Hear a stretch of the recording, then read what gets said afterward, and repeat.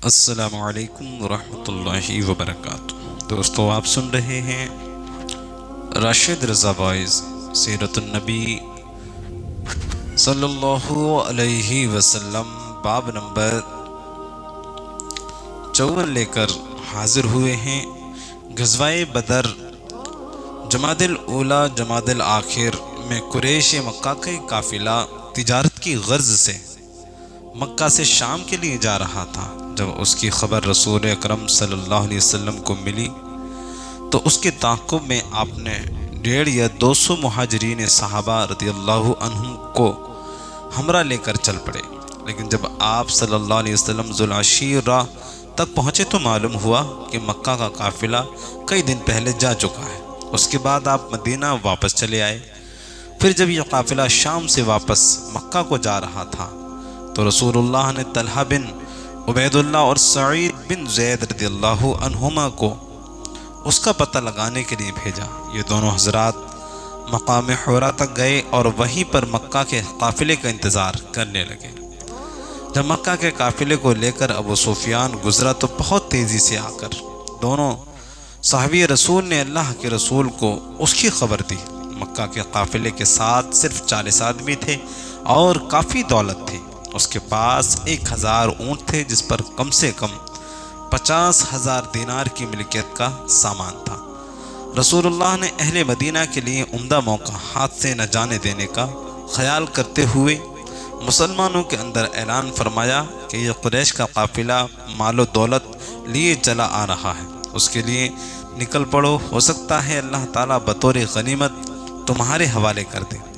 لیکن آپ نے کسی کو روگنگی پر مجبور نہ کیا، کیونکہ یہ توقع نہ تھی کہ ابو سفیان کے اس قافلے کے بجائے لشکر قریش سے ٹکر ہو جائے گی۔ یہی وجہ ہے کہ بہت سے صحابہ اکرام رضی اللہ عنہم مدینے میں ہی رہ گئے۔ آپ روانگی کے لیے تیار ہوئے تو آپ کے ہمراہ 312 یا 313 افراد تھے، جن میں 82 یا 83 مہاجر تھے اور بقیہ انصار تھے۔ پھر انصار میں 61 قبیلے اوس سے تھے اور 170 قبیلے خزرج سے۔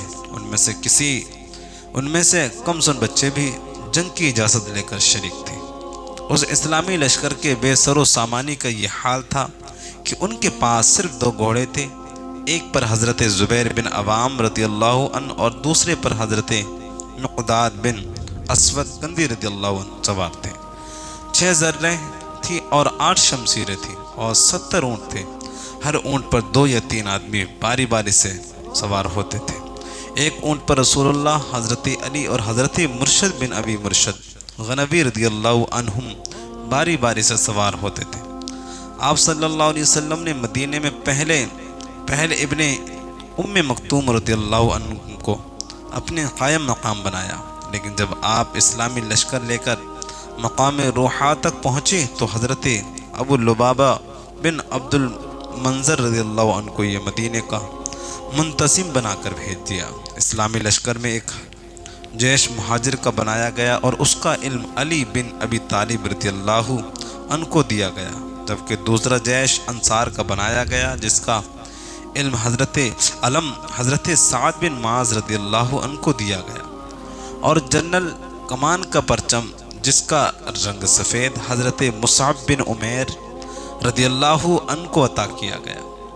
میمونہ کے افسر حضرت زبیر بن عوام رضی اللہ عنہ اور میسرہ کے افسر حضرت مقداد بن اسود رضی اللہ عنہ تھے، اور سپہ سالار اعلیٰ کی حیثیت سے جنرل کمان رسول خدا نے خود سنبھالی۔ دوسری طرف مکہ کے قافلے کی صورت یہ تھی کہ ابی سفیان جو اس کا نگہبان تھا، اسے معلوم تھا کہ مکہ کا راستہ خطروں سے خالی نہیں، اس لیے وہ مسلسل پتہ لگاتے رہتا اور راستے میں جو بھی قافلہ اسے ملتا اس سے حالات کا پتہ لگاتے رہتا۔ چنانچہ اسے معلوم ہو گیا کہ محمد عربی صلی اللہ علیہ وسلم کے ساتھ اس کے قافلے پر حملہ کرنے والے، اس لیے وہ جلدی ہی زمزم بن عمر غفاری کو اجرت دے کر مکہ روانہ کیا کہ وہاں جا کر اعلان کرو کہ محمد عربی صلی اللہ علیہ وسلم نے اپنی جماعت کے ساتھ اہل مکہ کے قافلے پر دھاوا بول دیا ہے، اس لیے اپنا مال و اسباب اور اپنے قافلے کی حفاظت کے لیے مکہ سے نکل پڑو۔ یہ آواز سن کر معززین مکہ سے کوئی نہیں بچا، یا تو خود مسلمانوں سے ٹکر لینے کے لیے نکلا یا اپنی جگہ پر کسی دوسرے کو بھیجا۔ معززین مکہ میں ابو لہب نے اپنی جگہ اپنے ایک قرض دار کو بھیجا۔ کفار قریش مکہ کے لشکر کی مقدار 1300 تھی، جس کے پاس 700 اونٹ اور 300 گھوڑے اور 600 ذرے تھیں، اور لشکر کا سپہ سالار ابو جہل بن ہشام تھا۔ اس لشکری جرار کو لے کر ابو جہل اور اس کے رفقا اپنے گھروں سے نکلے، اور جیسا کہ اللہ کا ارشاد ہے، اپنی شان دکھاتے ہوئے اور اللہ کی راہ سے روکتے ہوئے مدینے کی جانب روانہ ہوئے، اور جیسا کہ رسول اللہ کا ارشاد ہے کہ اپنی دھار اور ہتھیار لے کر اللہ سے خار کھاتے ہوئے اور اس کے رسول سے خار کھاتے ہوئے، جوش و انتقام سے چور اور جذبہ حمیت و غضب سے مغمور اس پر کھچکچائے ہوئے کہ رسول اللہ اور آپ کے صحابہ رضی اللہ عنہم نے اہل مکہ کے قافلوں پر آنکھ اٹھانے کی جرت کیسے کی۔ اہل مکہ کا قافلہ تیز رفتاری سے شمال کی جانب بدر کی طرف چلا جا رہا تھا۔ ابو سفیان کا ایک نیا پیغام انہیں ملا، جس میں کہا گیا تھا کہ آپ لوگ واپس مکہ چلے جائیے، کیونکہ ہمارے قافلے کو اللہ نے بچا لیا۔ ہوا یہ کہ جب ابو سفیان کو اسلامی لشکر کے متعلق معلوم ہوا تو وہ راستہ کاٹ کر مکہ تیزی سے بھاگ گیا، اور اپنے بچ نکلنے کی خبر ملی کہ مکہ لشکر کو بھیج دے۔ مکہ لشکر کو جب ابو سفیان کا پیغام ملا کہ مکہ واپس چلے جاؤ، تو اس کا سپہ سالار ابو جہل بولا کہ ہم واپس نہیں جائیں گے، خدا کی قسم ہم بدر جائیں گے، وہاں 3 دن قیام کریں گے، لوگوں کو کھانا کھلائیں گے، شراب پلائیں گے، اور لونڈیا یہ ہمارے لیے گانا گائیں گے۔ اس طرح سارا عرب ہمارے اجتماع کا حال سے سنے گا، اور ان پر ہمیشہ کے لیے ہمارا رعب بیٹھ جائے گا۔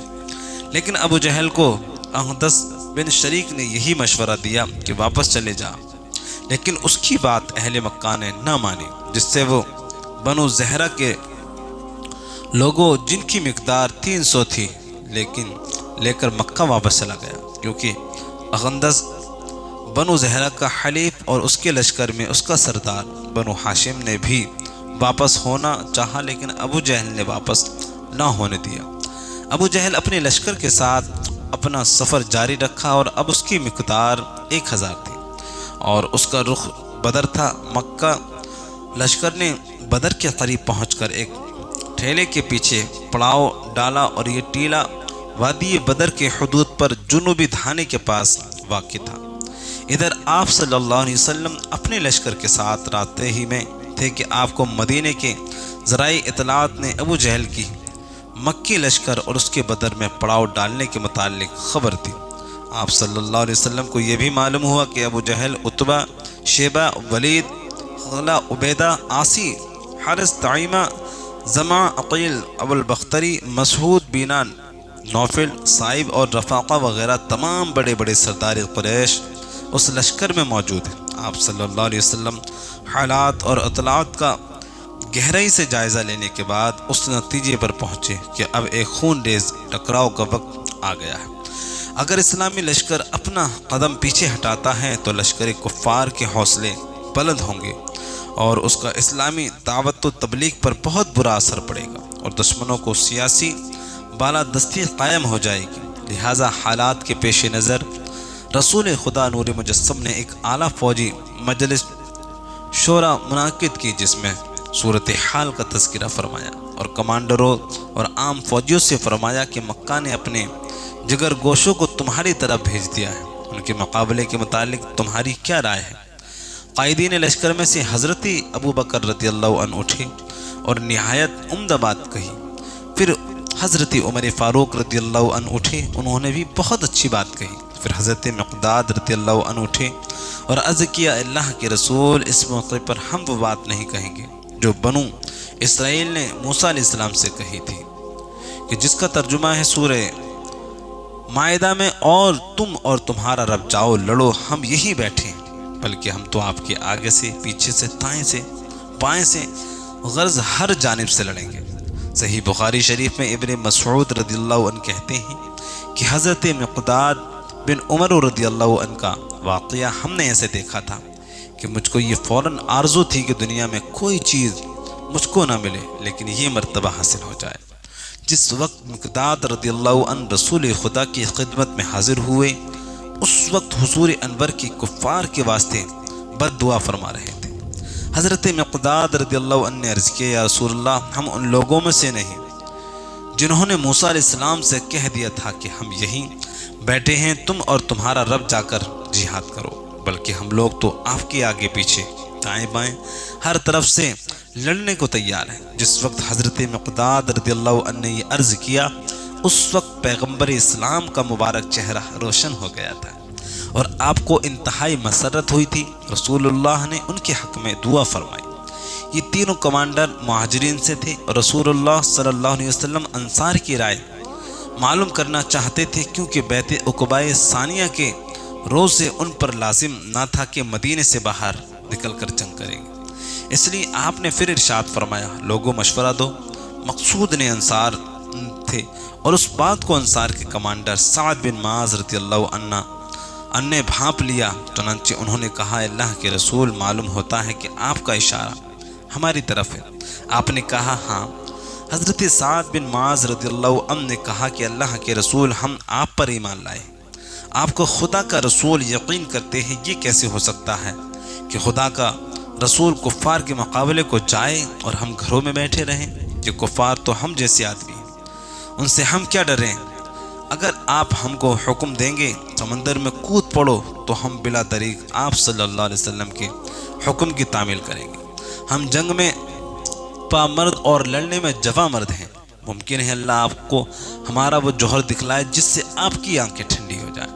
حضرت سعد رضی اللہ عنہ کی یہ بات سن کر رسول اللہ صلی اللہ علیہ وسلم پر خوشی کی لہر دوڑ پڑی۔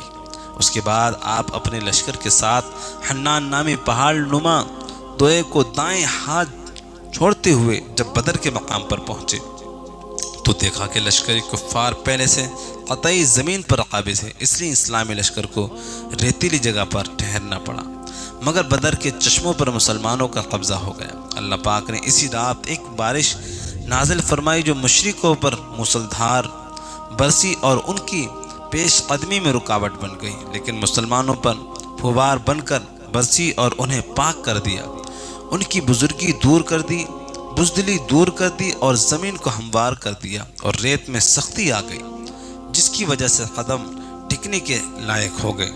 صحابہ رضی اللہ عنہ جب بدر کے چشمے پر پڑھاؤ ڈال چکے تو حضرت سعد بن معاذ رضی اللہ عنہ سے عرض پر دراز ہوئے کہ اللہ کے رسول، کیوں نہ ہم آپ کے لیے ایک چھپر تعمیر کریں جس میں آپ تشریف رکھیں اور آپ کے پاس سواریاں مہیا کر دیں، تب ہم دشمن سے ٹکرائیں، کیونکہ اگر ہماری فتح ہوئی تو یہ ہمیں پسند ہے، اور اگر خدا نخواستہ دوسری صورت پیش آ گئی تو آپ صلی اللہ علیہ وسلم سواری پر سوار ہو کر ہماری قوم کے ان لوگوں کے پاس چلے جائیں جو ہم سے پیچھے رہ گئے۔ اگر انہیں معلوم ہوتا کہ ہمیں جنگ سے دور ہونا پڑے گا تو وہ ہرگز پیچھے نہ رہتے، اللہ ان کے ذریعے آپ کی حفاظت فرمائے گا۔ سعد ابن معاذ کی بات سن کر رسول اللہ نے ان کے لیے دعائے خیر کی اور مسلمانوں نے میدان جنگ کے شمال مشرق میں ایک اونچے ٹیلے پر چھپر بنایا جہاں سے میدان جنگ صاف نظر آتا تھا۔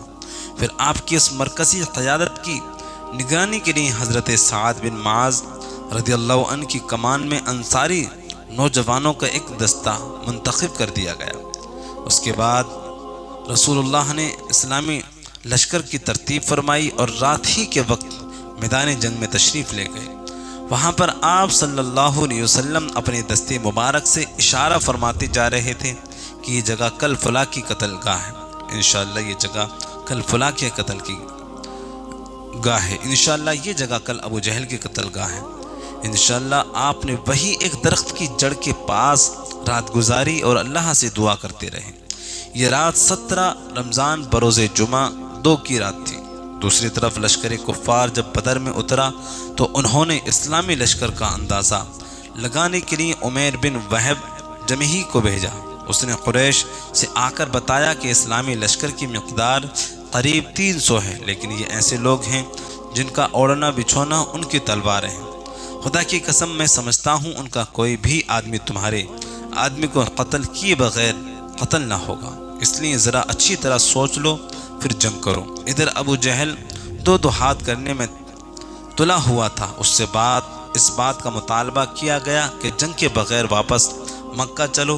उस मामले में हकीम बिन हज़रम ने कोशिश तेज़ कर दी और उतबा बिन रबिया के पास गया और कहा, आप एक अच्छा काम कर ले जिससे आपका नाम भलाई के साथ दुनिया में लिया जाए, और वो ये है कि आप मुसलमानों से लड़ाई के बगैर वापस लौट जाएं और अपने हरीफ उमर बिन हज़रमी का मामला, जिसे सुनखिया नखल में मुसलमानों ने मारा है, अपना ज़िम्मा ले लो। उतबा राज़ी हो गया और हकीम बिन हज़ाम से कहा कि तुम अबू जहल को समझाओ। जब हकीम बिन हज़ाम अबू जहल के पास पहुंचा तो अबू जहल उस वक्त अपना ज़राए दुरुस्त कर रहा था। हकीम ने कहा, अबू जहल, मुझे उतबा ने तुम्हारे पास ये पैगाम देकर भेजा है कि मुसलमानों से जंग न किया जाए। उस पर अबू जहल अक्सर अकड़ गया और कहा कि उतबा का बेटा अबू हुज़ैफ़ा खुद मुसलमानों के लश्कर में है, इसलिए उसका सीना सूज गया है। अबू जहल ने बात का रुख पलटते हुए आमिर बिन हज़रमी, जो उमर बिन हज़रमी का भाई था, उससे कहा कि उठो और अपने भाई के कत्ल की दुहाई दो। उस पर आमिर उठा और हाय उमरो करने लगा। उस पर कौम कुरैश जोश में आ गई। फिर उनका इरादा जंग करने का हो गया। उसके बाद दोनों फ़ौजें आमने सामने आ गईं। रसूल खुदा सल्लल्लाहु अलैहि वसल्लम ने मुशरिकीन के लश्कर को जब देखा तो फरमाया, ए अल्लाह, ये कुरैश है जो अपने पूरे गुरूर के साथ तेरी मुखालिफत करते हुए और तेरे रसूल को झुटलाते हुए आगे आए हैं। ए अल्लाह, आज उन्हें ऐंठ कर रख दे। ए अल्लाह, उन्हें आज ऐंठ कर रख दे, पीस कर रख दे। उसके बाद रसूलुल्लाह ने अपने इस्लामी लश्कर की सफ़ें दुरुस्त फरमाई और लश्कर को हिदायत फरमाई कि जब तक उसे आपका आखिरी हुक्म मौसूल न हो जाए जंग न शुरू करें। जंग के तौर तरीके के मुतालिक आपने ये रहनुमाई फरमाई कि जब मुशरिकीन झमट कर तुम्हारे करीब आ जाएं, सिमट कर तुम्हारे करीब आ जाएं, तब तीर चलाना, अपना तीर नुकसान न करना, और जब तक तुम पर छापा ना जाए तलवार न खींचना। उसके बाद आप अबू बकर रदियल्लाहु अन्हु के साथ मरकज़ क़यादत की तरफ वापस लौटे। इधर साद बिन माज रदियल्लाहु अन्हु अपने निगरान दस्ता लेकर छपरे के पास तानियात हो गए। रसूलुल्लाह मरकज़ क़यादत पर पहुँचे ही थे। रब्बे क़दीर से नुसरत व मदद का वादा पूरा करने के लिए दुआ करने लगे। आप सल्लल्लाहु अलैहि वसल्लम की दुआ थी जिसका मफ़हूम है, ए अल्लाह, तूने मुझसे जो वादा किया उसे पूरा फरमा दे। ए अल्लाह, मैं तुझसे तेरे अहद और तेरे वादे का सवाल कर रहा हूँ। दूसरी तरफ अबू जहल ने अल्लाह से दुआ की कि ए अल्लाह, हम में से जो फरीक गुर्बत को ज़्यादा काटने वाला है उसे तू आज तोड़ दे। ए अल्लाह, हम में से जो फरीक तेरे नज़दीक ज़्यादा महबूब है आज उसकी मदद फरमा। बाद में उसी बात की तरफ इशारा करते हुए रब्बे क़दीर ने यह आयत नाजिल फरमाई, और जिसका मफ़हूम है, अगर तुम फ़ैसला चाहते हो तो तुम्हारे पास फ़ैसला आ गया, और अगर तुम बाज आ जाओ तो यही तुम्हारे लिए बेहतर है। लेकिन अगर तुम अपनी इस हरकत की तरफ पलटोगे तो हम भी तुम्हारी सज़ा की तरफ पलटेंगे, और तुम्हारी जमात अगरचे ज़्यादा क्यों ना हो तुम्हारे कुछ काम ना आ सकेगी। और याद रखो, अल्लाह मोमिनीन के साथ है। जब दोनों फ़ौज आमने सामने हो गईं तो लश्कर कुफ़ार से असवद बिन अब्दुल असद मखसूमी मैदान में ये कहते हुए निकला कि मुसलमानों के हौज़ का पानी पीकर रहूँगा वरना उसे ढा दूँगा। इधर इस्लामी फ़ौज से हज़रत हमज़ा बिन अब्दुल मुत्तलिब सामने आए और उन्होंने असवद बिन अब्दुल असद मखसूमी का काम हौज़ के पास पहुँचने से पहले ही तमाम कर दिया। उसके बाद कुरैश ने उतबा बिन रबिया, शेबा बिन रबिया और वलीद बिन उतबा ने अरब दस्तूर जंग के मुताबिक मुसलमानों को दावत मुबारज़त दी। मुकाबले के लिए अंसार के 3 नौजवान औफ बिन हारिस, माऊज़ बिन हारिस और अब्दुल्ला बिन रवाहा रदियल्लाहु अन्हुम मैदान में उतरे। उस पर उतबा ने कहा, तुम लोग कौन हो? उन्होंने जवाब दिया कि हम अंसार हैं। उस पर उतबा ने निहायत तकब्बुराना अंदाज में कहा कि मोहम्मद अरबी सल्लल्लाहु अलैहि वसल्लम हमारे मुकाबले के लिए हमारी ज़ात बिरादरी के लोगों में से भेजो। ये सुनकर आपने उतबा के मुकाबले के लिए हमज़ा बिन अब्दुल मुत्तलिब रदियल्लाहु अन्हु, शेबा के मुकाबले के लिए उबैदा बिन हारिस रदियल्लाहु अन्हु और वलीद के मुकाबले के लिए हज़रत अली बिन अबी तालिब रदियल्लाहु अन्हु को भेजा। عتبہ نے ان تینوں کے نام دریافت کیا، حالانکہ وہ ان کو خوب پہچانتا تھا۔ پھر کہا ہاں تم سے لڑیں گے، اور ان کے بعد معرکہ آرائی ہوئی۔ اب حضرت حمزہ رضی اللہ عنہ نے عتبہ کا اور علی نے ولید کا کام فوراً تمام کر دیا، لیکن شیبہ کے مقابلے میں حضرت عبیدہ بن حارث رضی اللہ عنہ جو معمر تھے زخمی ہو گئے۔ یہ دیکھ کر حضرت علی رضی اللہ عنہ نے شیبہ کو تہہ دیکھ کر دیا اور عبیدہ رضی اللہ عنہ کو اٹھا لائے۔ ان کا پاؤں کٹ گیا تھا، اور جنگ کے چوتھے یا پانچویں دن جب مسلمان مدینہ واپس آ رہے تھے، وادی صفرا میں ان کی روح پرواز کر گئی۔ اس مقابلے کا انجام مشرکین مکہ کے لیے بہت برا آغاز تھا، اس لیے انہوں نے غصے سے بے قابو ہو کر مسلمانوں پر یک بارگی حملہ کر دیا۔ پھر اس کے بعد رسول اللہ نے جوابی حملے کا حکم دیتے ہوئے فرمایا، چڑھ دوڑو، اور اس ذات کی قسم جس کے ہاتھ میں محمد کی جان ہے، ان سے جو آدمی ڈٹ کر ثواب سمجھ کر آگے بڑھ کر لڑے گا اور مارا جائے گا، اللہ تعالیٰ اسے ضرور جنت میں داخل کرے گا۔ پھر جب جنگ شباب پر آ گئی تو آپ صلی اللہ علیہ وسلم نے دعا فرمائی، اے اللہ، اگر تو نے اس چھوٹی سی جماعت کو ہلاک کر دیا تو زمین پر تیری عبادت کرنے والا کوئی نہ رہے گا۔ آپ نے خوب تذرع کے ساتھ خوشنودی کے ساتھ دعا کی، یہاں تک کہ کندھوں سے چادر گر گئی۔ حضرت ابو بکر رضی اللہ عنہ نے چادر درست کی اور عرض کیا، اے اللہ کے رسول بس فرمائیے۔ آپ نے اپنے رب سے بڑے الحاج کے ساتھ دعا کر لی۔ ادھر اللہ پاک نے فرشتوں کو وحی کی، جس کا مفہوم ہے میں تمہارے ساتھ ہوں، تم اہل ایمان کی قدم جماؤ، میں کافروں کے دلوں میں رعب ڈال دوں گا۔ اور رسول اللہ کے پاس وحی بھی نازل ہوئی، جس کا ترجمہ ہے 1000 فرشتوں سے تمہاری مدد کروں گا جو آگے پیچھے آئیں گے۔ نیز اللہ نے جو ہے ارشاد فرمایا۔ تو دوستو یہ تھا باب نمبر 54۔ آپ کو پسند آیا تو ہمارے چینل کو سبسکرائب کر کے بیل آئیکن کو ضرور دبا دیں، اور ملتے ہیں